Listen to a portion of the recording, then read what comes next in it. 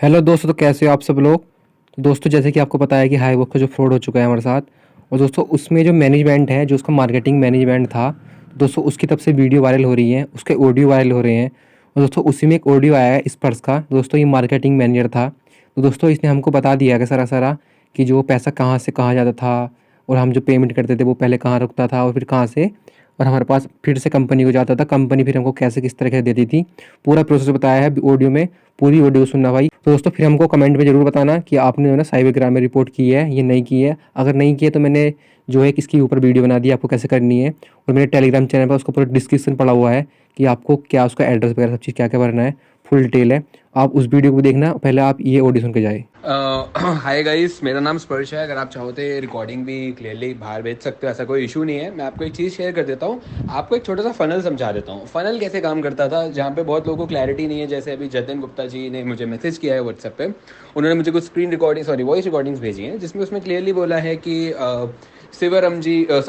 सीवाराम जयरमन जी हैं जो हैं। अब मैं गाइस आपको एक बात बताता हूँ, हायरार्की समझाता हूँ। जैसा हमको स्टार्टिंग में बताया, सबसे ऊपर मलिक सलाह है, ठीक है, जो वियतनाम बैठते हैं। उसके नीचे है एक फिलिप, जिसका असली नाम है फिरूज गोजियव, वो हैं। उसके नीचे है लिंडन। ओके, लिंडन लिंडन जो है वो है मार्केटिंग डिपार्टमेंट की, ठीक, वो है पहली हेड। दूसरी हेड है डेवलपर डिपार्टमेंट की, सीएस टीम डिपार्टमेंट की, जो है यूकी, वो है सेकेंड हेड, जो कस्टमर सपोर्ट टीम को डायरेक्टली मैनेज करती है ग्रुप में। अगर आप किसी भी कस्टमर सपोर्ट के एम्प्लॉय को बात करते हो तो उनको बहुत अच्छे से ये चीज़ पता होगी कि उनको रिस्पॉन्स स्पर्श नहीं यूकी देती है। Clear.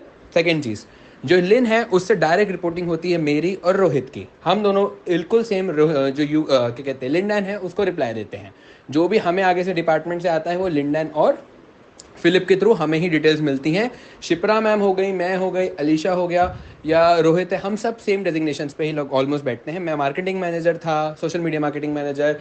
HR Shipra ma'am HR manager थी, रोहित एसोसिएट मैनेजर था, और अपनी जो वो हैं अलीशा जी, वो एचआर एग्जीक्यूटिव थी, आई गेस। यस, इतना लाइक अलीशा मैम की डेजिग्नेशन थोड़ी सी मुझे कंफर्म नहीं है। ओके, तो हम चारों लोग सारी चीज़ें यहाँ पे इस ऑफिस में देखा करते थे। हमारी कंपनी दो हिस्सों में डिवाइडेड थी। पहली, जो जितना भी मार्केटिंग फ्रंट एंड जितनी भी चीज़ें हैं वो करते थे हमारे ऑफिस से।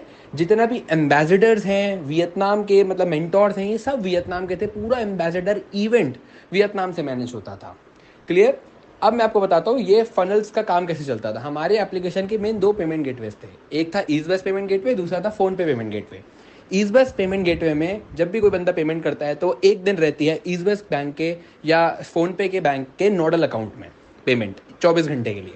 24 घंटे के बाद वो पेमेंट रिलीज की जाती है हाईबॉक्स के बैंक अकाउंट में। हाईबॉक्स नहीं, मतलब सॉरी, हाईबॉक्स तो ब्रांड नेम है, ट्रेड नेम बताता हूँ। सट्रला एक्सप्रेस प्राइवेट लिमिटेड ओपीसी के बैंक अकाउंट में वो अमाउंट क्रेडिट किया जाता है। वहां से वो अमाउंट हमारा एक और प्रोवाइडर है आई सर्व्यू टेक्नोलॉजीज प्राइवेट लिमिटेड, जो काम करती है कस्टमर्स को विड्रॉल देने का, तो वहां से वो पैसा टॉपअप किया जाता है आई सर्व्यू टेक्नोलॉजीज के बैंक अकाउंट में, जहां से आई सर्व्यू टेक्नोलॉजीज आगे पैसा कस्टमर्स को भेजती है। तो फनल ये है कि वियतनाम कोई पैसा जाता ही नहीं है, सारा पैसा जाता था इंडिया के अंदर ही गोल गोल घूमता था। क्लियर।